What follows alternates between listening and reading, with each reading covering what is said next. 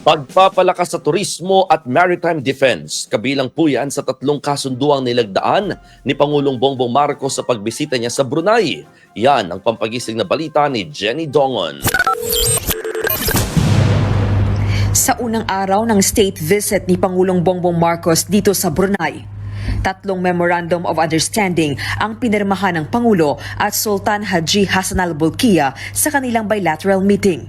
Kabilang dyan ang tourism cooperation, mutual recognition of standards of training, certification and watchkeeping certificates at ang maritime cooperation.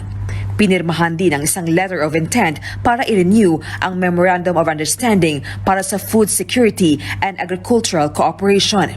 Sa tourism cooperation, nais na palakasin pa ang turismo ng dalawang bansa.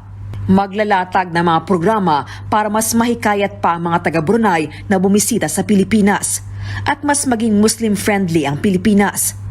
Sa tala ng Department of Tourism, higit na 6,000 lang turista mula Brunei noong 2023. Pagdating naman sa maritime cooperation, nagkasundo ang Brunei at Pilipinas na mas paigtingin pa ang skills training, research at information sharing, lalo't parehong maritime nations ang dalawang bansa. Dapat din daw idaan sa mapayapang paraan ang pagresolba ng mga defense issues sa rehiyon.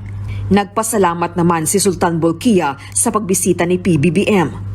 Patunay raw ito ng malalim na pagkakaibigan at alyansa ng dalawang bansa sa ika-40 anibersaryo ng kanilang diplomatic relations. Samantala, binisita rin ni Pangulong Marcos ang Filipino community dito. Nasa 25,000 ang mga OFW at temporary migrants sa Brunei. Things are looking up for the economy. Bukod sa mga remittances na nanggagaling sa inyo, sa ating mga OFW, I also encourage all of you to someday to return and invest and set up your own business at home and in the Philippines. Ibinida rin ng Pangulo ang mas magandang airport na sasalubong daw sa mga OFW sa Pilipinas.